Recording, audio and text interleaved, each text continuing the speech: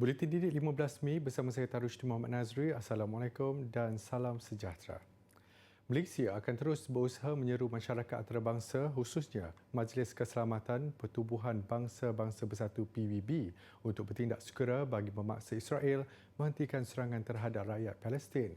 Perdana Menteri Tan Sri Muhyiddin Yassin berkata, demi menunjukkan sokongan tidak berbelah bahagi kepada Palestin, Malaysia mesti bersepakat menjelaskan kepada seluruh dunia akan pendirian terhadap tindakan tidak berperi kemanusiaan rejim Israel ke atas rakyat Palestin. Tan Sri Muhyiddin berkata demikian dalam perutusan khas yang dipancarkan secara langsung di TV3 siang tadi. Tegas beliau, Malaysia sangat berduka cita dan kesal dengan ketidakmampuan masyarakat antarabangsa termasuk Majlis Keselamatan PBB untuk menghentikan serta-merta keganasan rejim Israel ke atas Palestin. Saya, sama seperti rakyat Malaysia yang lain, berasa sangat duka cita dan kesal dengan ketidakmampuan masyarakat antarabangsa, terutamanya Majlis Keselamatan PBB, untuk menghentikan serta-merta keganasan rejim Israel ke atas Palestin. Sehingga kini, Majlis Keselamatan PBB belum mengeluarkan sebarang kenyataan berhubung situasi terkini di Palestin lantaran bangkangan daripada Amerika Syarikat. Beliau juga mengulangi pendirian berprinsip kerajaan Malaysia yang sentiasa konsisten memberi sokongan padu kepada Palestin dan perjuangan rakyatnya sama ada dari segi politik, ekonomi dan moral. Tambah beliau, penyelesaian terbaik kepada konflik Palestin-Israel hanya boleh dicapai melalui rundingan bagi memastikan keamanan, keselamatan dan kestabilan serantau yang berkekalan. Malaysia menyokong penyelesaian yang adil dan saksama melalui penyelesaian dua negara atau two-state solution berdasarkan garis sempadan sebelum tahun 1967 dengan Baitul Maqdis sebagai ibu negara Palestin sebagai satu-satunya jalan penyelesaian terhadap konflik Palestin-Israel. Malaysia akan terus menyokong segala usaha demi mencapai penyelesaian yang adil dan berkekalan, khususnya menerusi rundingan melibatkan pihak-pihak yang berkaitan berdasarkan kepada undang-undang antarabangsa serta resolusi PBB yang berkaitan. Kerajaan komited untuk terus membantu belia melalui usaha pemerkasaan belia ke arah pembangunan modal insan yang lestari dan berinovasi tinggi. Perdana Menteri Tan Sri Muhyiddin Yassin berkata pelbagai inisiatif telah dijalankan khususnya untuk warga belia melalui pakej bantuan program strategik memperkasa rakyat dan ekonomi pemerkasa. Kerajaan telah memperkenalkan beberapa inisiatif khusus untuk belia di bawah inisiatif ke-19 Prihatin Belia. Kesemua usaha ini adalah demi untuk memastikan supaya segala dasar dan inisiatif kerajaan sentiasa kekal relevan dengan mengambil kira aspirasi dan keperluan semasa golongan belia. Tan Sri Muhyiddin berkata demikian dalam amanatnya sempena Hari Belia Negara 2021 yang disiarkan secara langsung pagi tadi. Tambah beliau, sebagai langkah untuk mendukung inisiatif pendigitalan, salah satu inisiatif kerajaan ialah menerusi program e-Belia yang bertujuan menggalakkan transaksi tanpa tunai dalam kalangan golongan itu. Melalui program itu, setiap pemohon yang layak boleh menebus kredit e-wallet bernilai RM150 melalui aplikasi e-wallet terpilih. Program itu dijangka memberi manfaat kepada 2 juta belia dan mahasiswa berumur 18 hingga 20 tahun atau menuntut di institusi pengajian tinggi sepenuh masa dengan peruntukan sebanyak RM300 juta. Dalam pada itu, kerajaan menerusi Kementerian Belia dan Sukan dengan kerjasama Majlis Belia Malaysia turut mengambil inisiatif untuk merangka model pembangunan belia baharu. Ia sebagai pelengkap bagi menyokong dan menambah baik mekanisme dasar belia Malaysia 2015-2035 sedia ada agar selari dengan dasar dan polisi terkini. Tumpuan juga akan diberi kepada usaha untuk menangani cabaran belia, terutamanya pasca COVID-19, serta mempersiapkan anak muda dalam menghadapi arus perubahan lanskap digital yang merangkumi bidang kemahiran seperti menghak upaya belia melalui pemikiran analitik dan inovasi, kecekapan pengurusan teknologi baru dan penekanan budaya inovasi dan kreativiti. Kerajaan pada masa sama akan terus memperkasa peranan belia melalui penubuhan kumpulan penasihat anak muda kepada Perdana Menteri. Jelas Tan Sri Muhyiddin, proses pemilihan calon sedang dimuktamadkan dan barisan anak muda terpilih untuk menganggotainya akan diumumkan dalam masa terdekat. Dalam perkembangan lain, beliau memaklumkan sehingga 3 Mei, 10,500 orang telah mendaftarkan diri sebagai sukarelawan MyVac, manakala 5,360 lagi mendaftar sebagai sukarelawan rakan muda Sports Bubble. Daripada jumlah itu, 80% sukarelawan berumur antara 15 hingga 40 tahun. Penyertaan besar golongan belia ini bukti sumbangan mereka untuk membantu masyarakat dan kerajaan. Bakal penerima vaksin berstatus individu dalam siasatan PUI, kontak rapat pesakit COVID-19 atau individu dalam pengawasan PUS tidak dibenarkan hadir ke pusat pemberian vaksin PPV. Menteri Penyelaras Program Imunisasi COVID-19 Kebangsaan, Khairi Jamaluddin berkata setakat ini pihaknya mendapati beberapa individu berstatus sedemikian hadir ke PPV sedangkan mereka sepatutnya berada di rumah. Ketika ditemui dalam tinjauan ke PPV Pusat Dagangan Dunia Kuala Lumpur WTC KL bagi vaksin AstraZeneca siang tadi, beliau berkata pihaknya akan menjadualkan semula vaksinasi bagi mereka yang berstatus sedemikian kerana individu berkenaan berisiko untuk menjangkiti orang lain. Selain itu, menurutnya bagi mereka yang tiada janji temu di MySejahtera juga, tidak perlu hadir ke PPV untuk mencuba nasib mendapatkan vaksin. Ini kerana ia boleh menimbulkan kesesakan serta menimbulkan kawasan jangkitan COVID-19. Sementara itu, Khairi berkata pihaknya akan membuka lagi pendaftaran untuk mendapatkan vaksin AstraZeneca kepada penduduk di Lembah Kelang serta beberapa negeri lain. Pengumuman akan dilakukan minggu depan. Di sebalik tumpuan kepada kes harian COVID-19, jumlah kematian turut mencuri tumpuan apabila sebanyak 44 kes dicatatkan. Ia sekaligus adalah kes kematian harian tertinggi dicatat setakat ini. Untuk kes baru harian COVID-19, jumlahnya masih agak tinggi iaitu 4,140 kes. Ketua Pengarah Kesihatan Tan Sri Dr. Nur Hisham Abdullah berkata, daripada jumlah itu Selangor kekal merekodkan jumlah kes harian tertinggi dengan 1,507 kes. Diikuti Johor 433 dan Kuala Lumpur 398 kes. Ini menjadikan jumlah kumulatif kes COVID-19 dicatatkan di Malaysia ketika ini ialah 466,330 kes.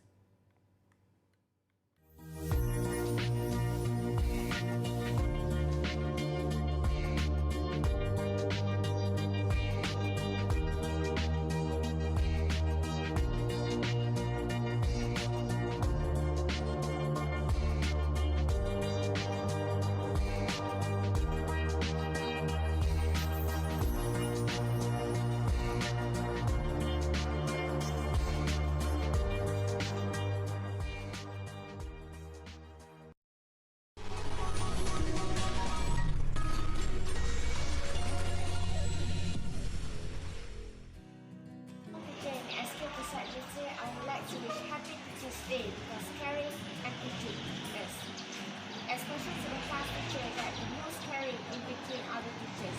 May all your wishes come true. Thank you so much and thank you. Kami dari SMK Matriks Asia Siko ingin mengucapkan Selamat Hari Guru.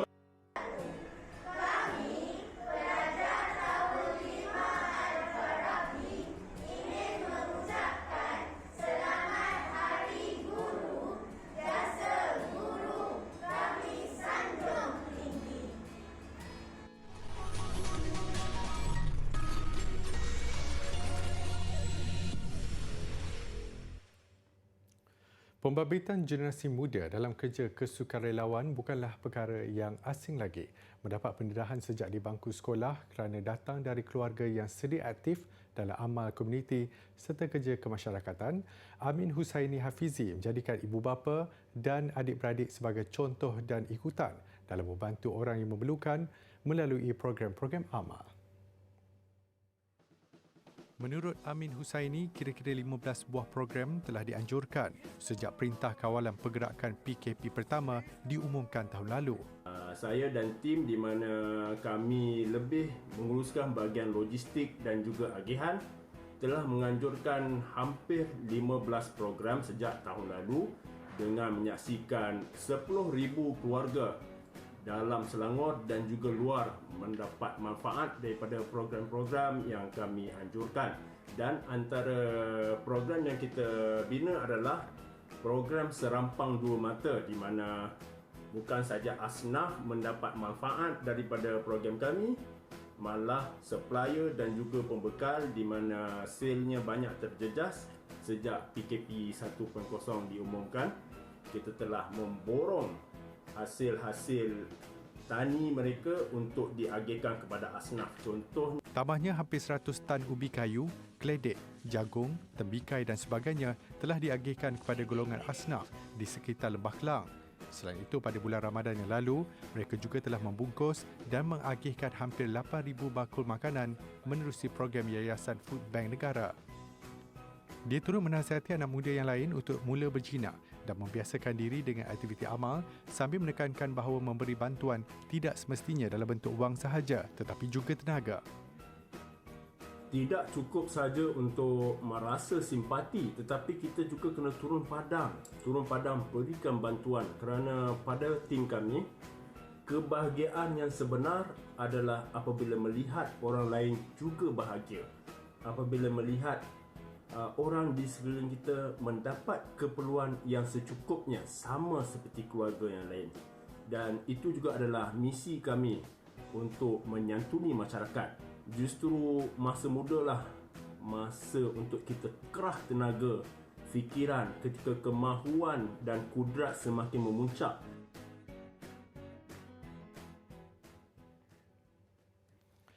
Terkenal dengan penemuan rangka orang Perak atau Perak Man, Lembah Lenggong sebenarnya menawarkan nilai sejarah yang jauh lebih tinggi. Selain mempunyai penempatan awal manusia, Lenggong yang terletak di Hulu Perak diiktiraf sebagai tapak warisan dunia, sekaligus menjadikan kawasan berkenaan terkenal dalam kalangan pengkaji dan peminat sejarah. Terletak 85 km dari Ipoh, Lenggong masih terpelihara dan tidak melalui pembangunan yang drastik. Kawasan ladang di Bukit Bunuh misalnya adalah lokasi terhempasnya meteorit pada 183 juta tahun dahulu. Kesan hentaman seluas 8 km itu menghasilkan batuan jenis siovik yang jarang ditemui di dunia. Penemuan alatan batu di dalam siovik mengesahkan kawasan sama pernah mempunyai penempatan awal jutaan tahun lampau. Kita di sini dihuni berterusan, maksudnya palitik ada, neolitik ada, logam ada, sampai orang asli sampai sekarang. Jadi dia sangat special, ya? Kerana sukar untuk kita menemui dalam 22 km persegi. Lebih kurang kita dapat semua culture dan di sinilah permulaan manusia bagi rantau ini. Selain itu, Lenggong juga mempunyai lebih 70 gua batu kapur. Di Gua Kajang misalnya, terdapat beberapa penemuan tembikar, rangka manusia dan alat batu yang digunakan sejak 5 ke 11,000 tahun lalu. Lokasi itu juga pernah menjadi jalan utama kereta kuda antara Lenggong dan Taiping. Terlalu banyaklah gua-gua yang ada di kawasan ni sebab batu kapur ni di kawasan ni telah dijadikan sebahagian daripada penggunaan masyarakat purbakala dulu zaman Paleolitik dan sebagainya untuk jadikan tempat ialah untuk berteduh dan sebagainya. Jadi itu sebab itulah geotapak dalam kawasan batu kapur khususnya di Gua Kajang ni amat signifikan. Mereka berkata demikian pada satu sidang media semasa program eksplorasi ekopelancongan anjuran Kementerian Tenaga dan Sumber Asli KETSA. Kementerian menyasarkan Lembah Lenggong diiktiraf sebagai Geopark Kebangsaan Julai depan dalam usaha mengangkat tapak warisan itu menjadi Geopark Global menjelang 2025.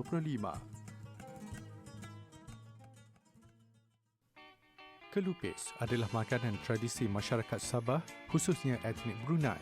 Ia dihasilkan daripada campuran beras pulut, santan dan air garam sama seperti lemang. Namun proses penyediaannya agak berbeza. Kebiasaannya kelupis dibungkus menggunakan daun nyirik sebelum dikukus, menjadikan hidangan ini mampu bertahan lama jika dimasak dan disimpan dengan betul. Kelupis boleh dimakan bersama kuah kacang atau rendang mengikut selera masing-masing.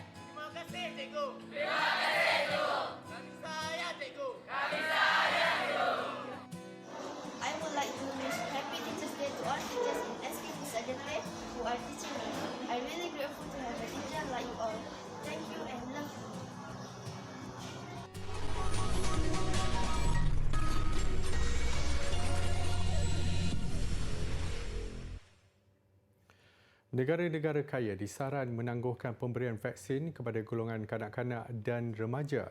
Menurut Pertubuhan Kesihatan Sedunia WHO, negara terbabit sebaliknya perlu mengagihkan bekalan vaksin sedia ada kepada negara-negara miskin yang amat memerlukan.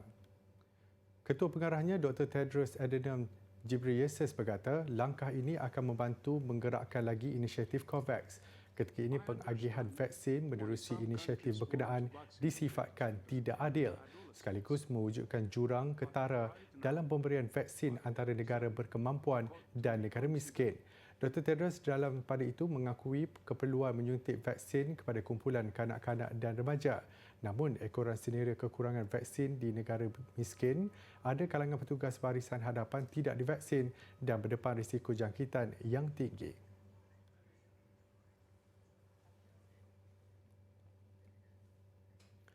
Rover penurut ke China Jurong mendarat di Marih hari ini pada awal pagi waktu tempatan.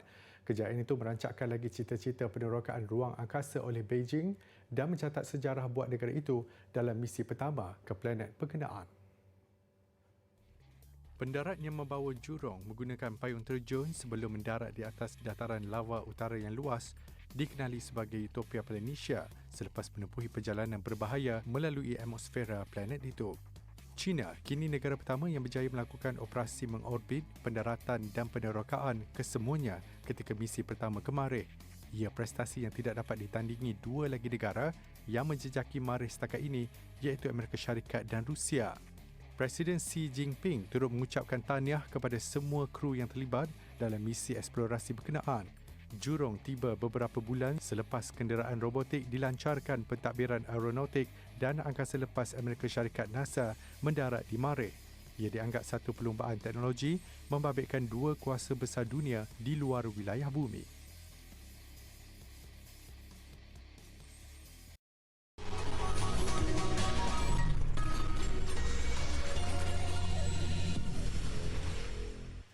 Kementerian Kesihatan Malaysia KKM mengesahkan kematian mengejut pemanah negara Allahyarham Haziq Kamaruddin adalah disebabkan komplikasi salur darah jantung tersumbat akibat daripada perubahan aterosklerosis. Perkara itu dimaklumkan menerusi satu kenyataan media yang dikeluarkan oleh KKM pagi tadi. Ketua Perkhidmatan Perubatan Forensik KKM, Datuk Dr. Zahari Nur bagaimanapun menegaskan siasatan lanjut masih berjalan dan tiada sebarang bukti menunjukkan ia berkait langsung dengan vaksin COVID-19. Malah caritan ujian COVID-19 yang diambil juga menunjukkan keputusan negatif bagi virus itu. Sebaliknya, hasil bedah siasat yang dilakukan di Hospital Kajang disiasat di bawah Sudden Death Report SDR oleh Ibu Pejabat Polis Daerah IPD Kajang, menunjukkan kematian Allahyarham adalah komplikasi salur darah jantung tersumbat akibat daripada perubahan aterosklerosis. Semalam, pemanah Olimpian negara itu meninggal dunia selepas rebah di rumahnya di Kajang selepas menunaikan solat subuh. Allahyarham kemudian dikejarkan ke Hospital Kajang namun disahkan meninggal dunia pada jam 9.37 pagi.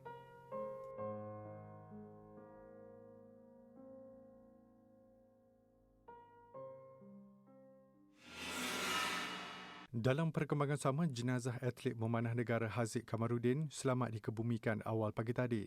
Allahyarham 27 tahun dan berasal dari Johor Bahru dikebumikan jam 1.40 pagi di tanah perkuburan Taman Koperasi Serka Melaka berhampiran kediaman keluarga isterinya.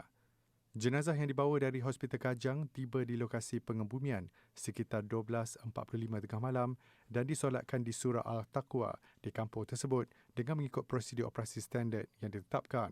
Proses pengebumian yang hanya melibatkan keluarga terdekat itu berlangsung ringkas dan hanya mengambil masa kira-kira 30 minit bagi mematuhi SOP Perintah Kawalan Pergerakan PKP 3.0. Turut mengiringi jenazah ialah Balu Allahyarham, Syahira Abdul Halim dan Ketua Pengarah Majlis Sukan Negara, Datuk Ahmad Syapawi Ismail.